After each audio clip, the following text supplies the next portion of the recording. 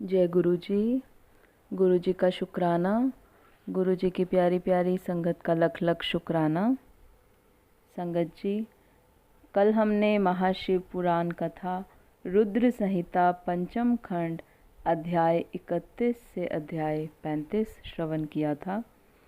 कल के अध्याय में हमने श्रवण किया था देवताओं का रुद्र के पास जाकर अपना दुख निवेदन करना, रुद्र द्वारा उन्हें आश्वासन और चित्ररथ को शंखचूड़ के पास भेजना, चित्ररथ के लौटने पर रुद्र का गणों, पुत्रों और भद्रकाली सहित युद्ध के लिए प्रस्थान, उधर शंखचूड़ का सेना सहित पुष्पभद्रा के तट पर पड़ाव डालना तथा दानवराज के दूत और शिव की बातचीत। संगत जी, आज हम अगला अध्याय 36 से अध्याय 40 श्रवण करेंगे। जय गुरु जी। ओम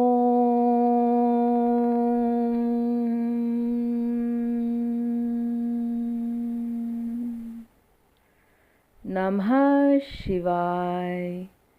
शिवजी सदा सहाय।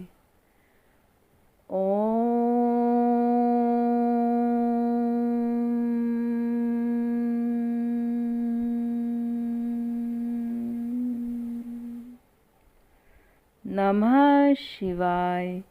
गुरु जी सदा सहाय। जय गुरु जी। महाशिव पुराण कथा रुद्र संहिता पंचम खंड अध्याय 36 से अध्याय 40।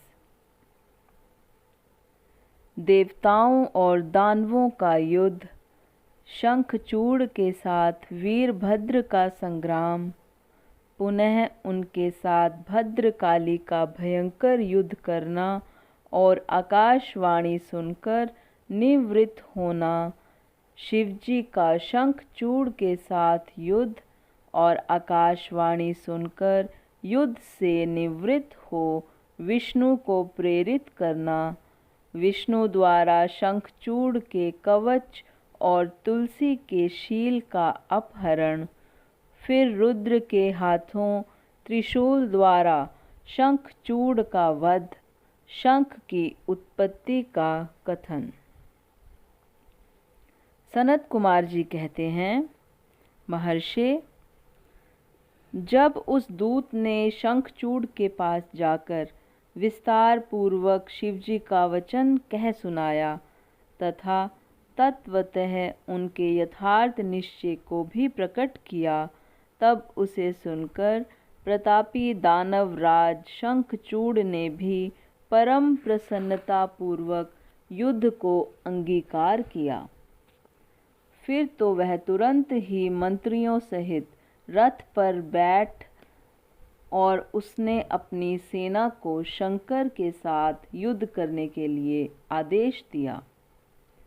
इधर अखिलेश्वर शिवजी ने भी तत्काल ही अपनी सेना को तथा देवों को आगे बढ़ने की आज्ञा दी और स्वयं भी लीलावश युद्ध के लिए सन्नद्ध हो गए। फिर तो शीघ्र ही युद्ध आरंभ हो गया। उस समय नाना प्रकार के रणवाघ्र बजने लगे। वीरों के शब्द और कोलाहल चारों ओर गूंज उठे। मुने, इस प्रकार देवताओं और दानवों का परस्पर युद्ध होने लगा। उस समय वे दोनों सेनाएं धर्मपूर्वक जूझने लगीं। स्वयं महेंद्र वृषपर्वा के साथ लड़ने लगे और विप्रचित्ति के साथ सूर्य का धर्म युद्ध होने लगा। विष्णु दंभ के साथ भीषण संग्राम करने लगे। कालासुर से काल, गोकर्ण से अग्नि, कालकेय से कुबेर, मैं से विश्वकर्मा, भयंकर से मृत्यु, संहार से यम, कालांबिक से वरुण, चंचल से वायु, घट पृष्ठ से बुध, रक्ताक्ष से शनैश्चर, रत्नसार से जयंत, वर्चा गणों से वसुगण, दोनों दीप्तिमानों से दोनों अश्विनी कुमार, धूम्र से नल कुबर, धुरंधर से धर्म, गणकाक्ष से मंगल, शोभाकर से वैश्वानर, पिपिट से मनमत, गोकामुख, चूर्ण, खड़ग, धूम्र, सहल, प्रतापी विश्व और पलाश नामक असुरों से 12 आदित्य धर्म पूर्वक लोहा लेने लगे। इस प्रकार शिवजी की सहायता के लिए आए हुए अमरों का असुरों के साथ युद्ध होने लगा। 11 महारुद्र महान बल पराक्रम से संपन्न 11 भयंकर असुर वीरों से भिड़ गए। उग्र और चंड आदि के साथ महामणि, राहु के साथ चंद्रमा और शुक्राचार्य के साथ बृहस्पति धर्म युद्ध करने लगे। इस प्रकार उस महायुद्ध में नंदीश्वर आदि सभी शिवगण श्रेष्ठ दानवों के साथ संग्राम करने लगे। विस्तार भय से उनका पृथक वर्णन नहीं किया गया है। मुने, उस समय सारी सेनाएं निरंतर युद्ध में व्यस्त थीं और शंभु काल्यसुत के साथ वट वृक्ष के नीचे विराजमान थे। उधर शंखचूड़ भी रत्नाभरणों से विभूषित हो करोड़ों दानवों के साथ रमणीय रत्न सिंहासन पर बैठा हुआ था। फिर देवताओं तथा असुरों में चिरकाल तक अत्यंत भयानक युद्ध होता रहा। तदनंतर शंखचूड़ भी आकर उस भीषण संग्राम में जुट गया। इसी बीच महाबली वीरभद्र समर भूमि में बलशाली शंखचूड़ से जा भिड़े।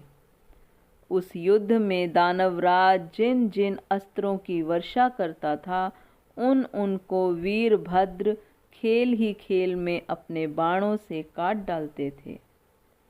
व्यास जी, इसी समय देवी भद्रकाली ने समर भूमि में जाकर बड़ा भयंकर सिंहनाद किया। उनके उस शब्द को सुनकर सभी दानव मूर्छित हो गए। उस समय देवी ने बारंबार अट्टहास किया और मधुपान करके वे रण के मुहाने पर नृत्य करने लगीं। उनके साथ ही उग्र दंष्ट्रा, उग्र दंडा और कोटवी ने मधुपान किया तथा अन्यान्य देवियों ने भी खूब मधु पीकर युद्ध स्थल में नाचना आरंभ किया। उस समय शिव गणों तथा देवों के दलों में महान कोलाहल मच गया। सारा सुर समुदाय बहुत प्रकार से गर्जना करता हुआ हर्षमग्न हो गया। तदनंतर काली ने शंखचूड़ के ऊपर प्रलयकालीन अग्नि की शिखा के समान उद्दीप्त आग्नेयास्त्र चलाया, परंतु दानवराज ने वैष्णवास्त्र से उसे शीघ्र ही शांत कर दिया। तब देवी भद्रकाली ने उस पर नारायणास्त्र का प्रयोग किया। वह अस्त्र दानव शत्रु को देखकर बढ़ने लगा। तब प्रलयाग्नि की ज्वाला के समान उद्दीप्त होते हुए नारायणास्त्र को देखकर शंखचूड़ दंड की भांति भूमि पर लेट गया और बारंबार प्रणाम करने लगा। तब उस दानव को नम्र हुआ देखकर वह अस्त्र निवृत्त हो गया। तत्पश्चात देवी ने उस पर मंत्र पूर्वक ब्रह्मास्त्र छोड़ा। उस अस्त्र को प्रज्वलित होता हुआ देखकर दानवराज ने भूमि पर खड़े होकर उसे प्रणाम किया और ब्रह्मास्त्र से ही उसका निवारण कर दिया। तदनंतर वह दानवराज कुपित हो उठा और वेग पूर्वक अपने धनुष को खींचकर देवी के ऊपर मंत्र पाठ करते हुए दिव्यास्त्रों की वर्षा करने लगा।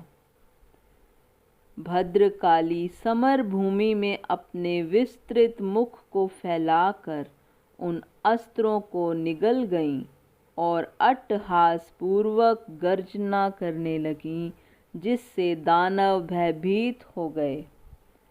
तब शंखचूड़ ने काली के ऊपर 100 योजन लंबी शक्ति से वार किया, परंतु देवी ने अपने दिव्यास्त्र समूह से उसके 100 टुकड़े कर दिए। यूं उन दोनों में चिरकाल तक युद्ध होता रहा और सभी देवता तथा दानव दर्शक बनकर उसे देखते रहे। अंत में देवी ने महान कोपावेश से उस पर वेग पूर्वक मुष्टि प्रहार किया। उसकी चोट से वह दानवराज चक्कर काटने लगा और उसी क्षण मूर्छित हो गया। फिर क्षण भर में ही उसकी चेतना लौट आई और वह उठ खड़ा हुआ, परंतु उस प्रतापी ने मात्र बुद्धि होने के कारण देवी के साथ बाहु युद्ध नहीं किया। तब देवी ने उस दानव को पकड़कर उसे बारंबार घुमाया और बड़े क्रोध से वेग पूर्वक ऊपर को उछाल दिया। प्रतापी शंखचूड़ वेग से ऊपर को उछला और पृथ्वी पर गिरकर पुनः उठ खड़ा हुआ। उस महायुद्ध में वह तनिक भी भ्रांत नहीं हुआ था, बल्कि उसका मन प्रसन्न था। तत्पश्चात वह भद्रकाली को प्रणाम करके बहुमूल्य रत्नों द्वारा निर्मित अपने परम मनोहर विमान पर जा बैठा। इधर कालिका भूख से विठल होकर दानवों का रक्त पान करने लगी। इसी अवसर पर वहाँ आकाशवाणी हुई। ईश्वरी, अभी रणभूमि में सिंहनाद करने वाले 1.5 लाख दानवेंद्र और बचे हैं। ये बड़े उद्धत हैं, अतः तुम इन्हें अपना आहार बना लो। परंतु देवी, संग्राम में दानवराज शंखचूड़ को मारने के लिए मन मत दौड़ाओ, क्योंकि यह तुम्हारे लिए अवध्य है, ऐसा निश्चय समझो। आकाशवाणी द्वारा कहे हुए वचन को सुनकर देवी भद्रकाली ने बहुत से दानवों का मांस भक्षण करके उनका रक्तपान किया और फिर वे शिवजी के निकट चली गईं। वहाँ उन्होंने पूर्वापर के क्रम से सारा युद्ध वृतांत कह सुनाया। व्यास जी ने पूछा, महाबुद्धिमान सनत कुमार जी, काली का वह कथन सुनकर महेश्वर ने उस समय क्या कहा और कौन सा कार्य किया, उसे आप वर्णन करने की कृपा करें, क्योंकि मेरे मन में उसे सुनने की प्रबल उत्कंठा जाग उठी है। सनत कुमार जी बोले, मुने, शंभु तो जीवों के कल्याण करता परमेश्वर और बड़े लीला विहारी हैं। वे काली द्वारा कहे हुए वचन को सुनकर उन्हें आश्वासन देते हुए हंसने लगे।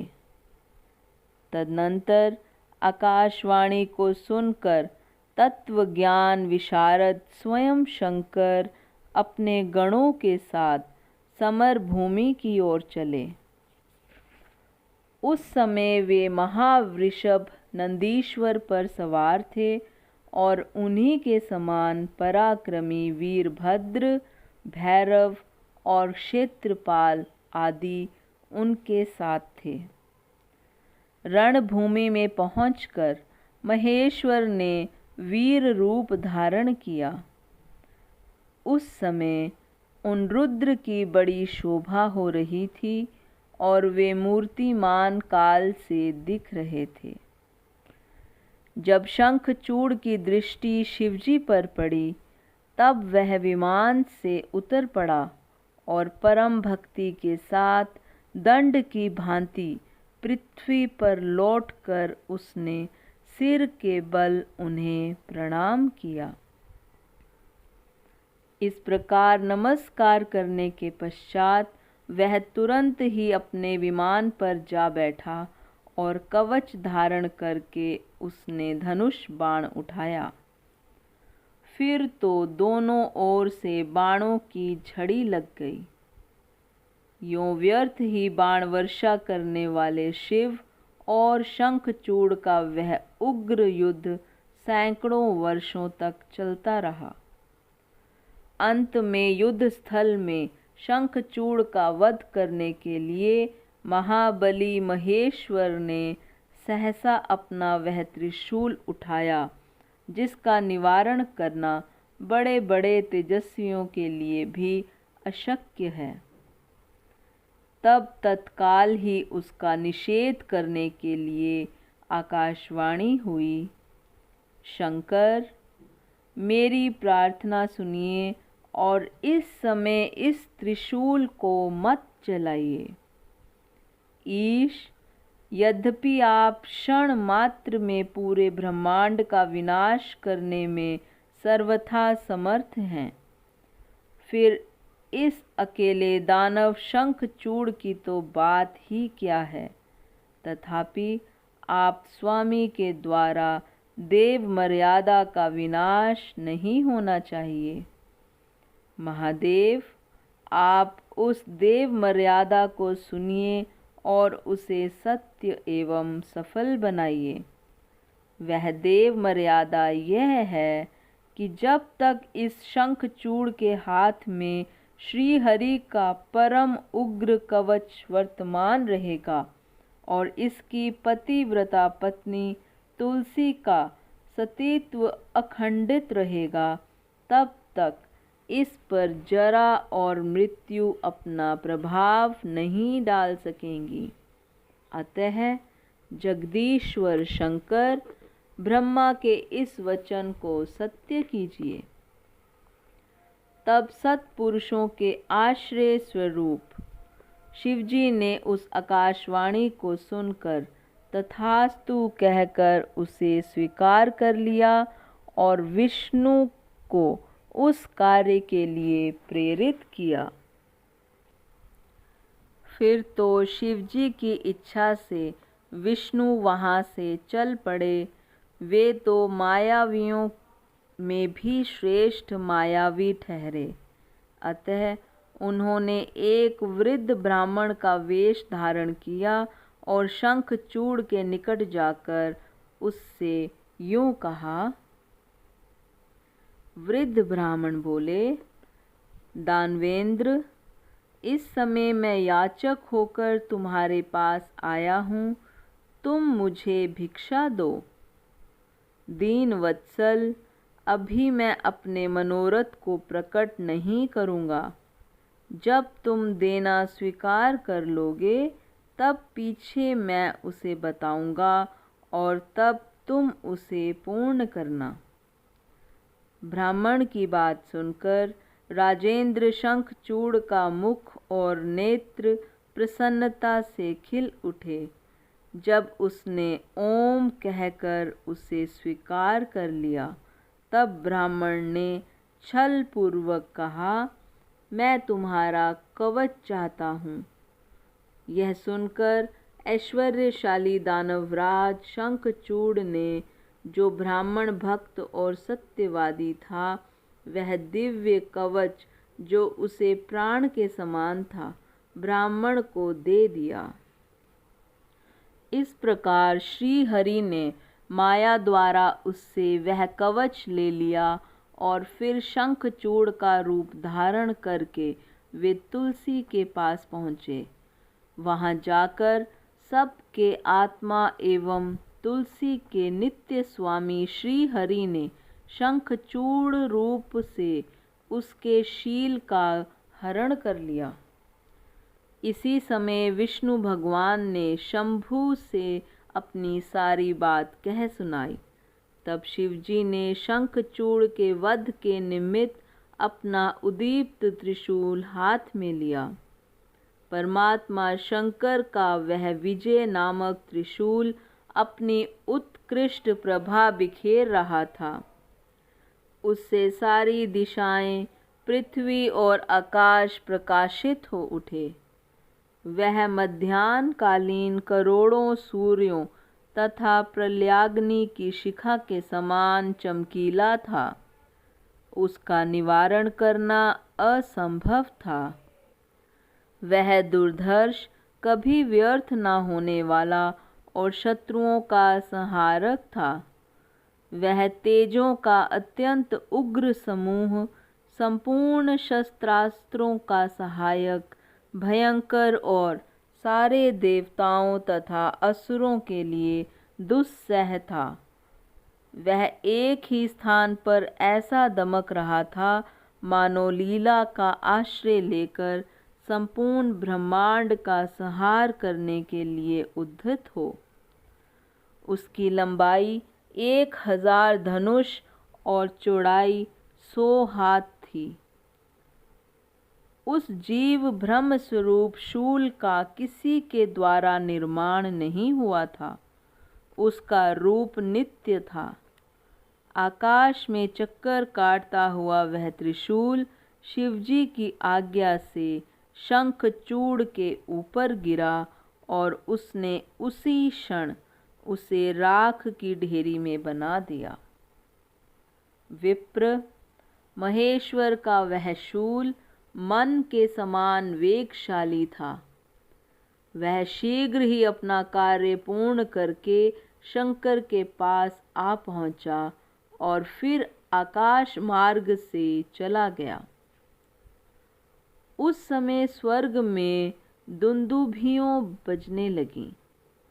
गंधर्व और किन्नर गान करने लगे। देवों तथा मुनियों ने स्तुति करना आरंभ किया और अप्सराएं नृत्य करने लगीं। शिवजी के ऊपर लगातार पुष्पों की वर्षा होने लगी और ब्रह्मा, विष्णु, इंद्र आदि देवता तथा मुनिगण उनकी प्रशंसा करने लगे। दानवराज शंखचूड़ भी शिवजी की कृपा से शाप मुक्त हो गया और उसे उसके पूर्व श्री कृष्ण पार्षद रूप की प्राप्ति हुई। शंखचूड़ की हड्डियों से शंख जाति का प्रादुर्भाव हुआ। जिस शंख का जल शंकर के अतिरिक्त समस्त देवताओं के लिए प्रशस्त माना जाता है, महामुने, श्री हरि और लक्ष्मी को तथा उनके संबंधियों को भी शंख का जल विशेष रूप से अत्यंत प्रिय है, किंतु शिव के लिए नहीं।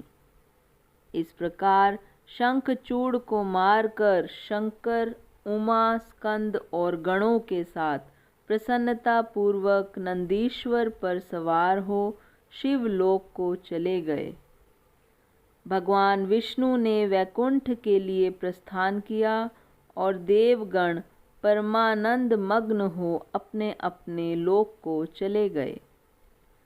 उस समय जगत में चारों ओर परम शांति छा गई। सबको निर्विघ्न रूप से सुख मिलने लगा।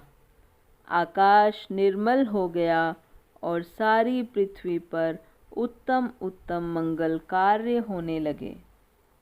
मुने, इस प्रकार मैंने तुमसे महेश के जिस चरित्र का वर्णन किया है, वह आनंददायक, सर्वदुःखहारी, लक्ष्मीप्रद और संपूर्ण कामनाओं को पूर्ण करने वाला है। इति श्री महाशिव पुराण कथा अध्याय समाप्त। संगत जी, आज का अध्याय यहीं पर संपन्न होता है। जय गुरु जी। संगत जी, अब आरती का समय है। जय गुरु जी। ओम जय शिव ओमकारा, स्वामी हरे शिव ओमकारा, ब्रह्मा विष्णु सदा शिव, बोले भोलेनाथ महादेव, अर्धांगी धारा, ओम जय शिव ओमकारा। एकानन चतुरानन पंचानन राजे, स्वामी पंचानन राजे, हंसानन गरुड़ासन, वृषवाहन साजे, ओम जय शिव ओंकारा। दो भुज चार चतुर्भुज, 10 भुज ते सोहे, स्वामी 10 भुज ते सोहे, तीनों रूप निरखता, त्रिभुवन जन मोहे, ओम जय शिव ओमकारा।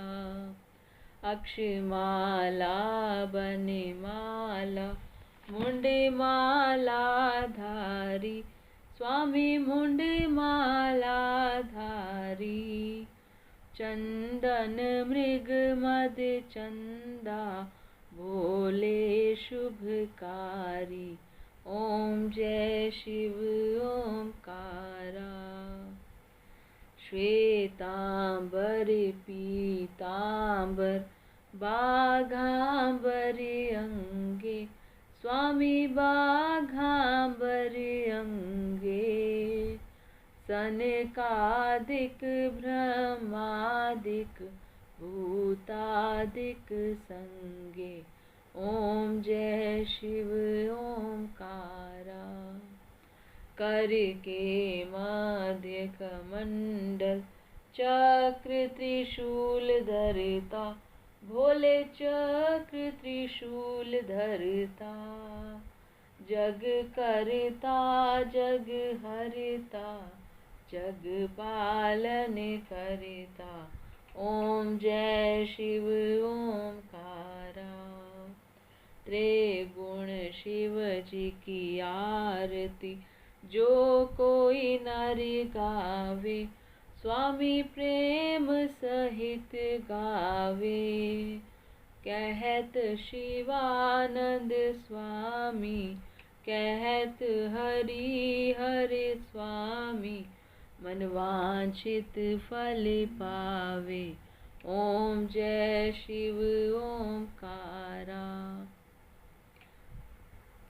ओम जय शिव ओमकारा, स्वामी हरे शिव ओमकारा, भोले पार्वती का प्यारा, ब्रह्मा विष्णु सदा शिव, भोले भोलेनाथ महादेव, अर्धांगी धारा, ओम जय शिव ओमकारा।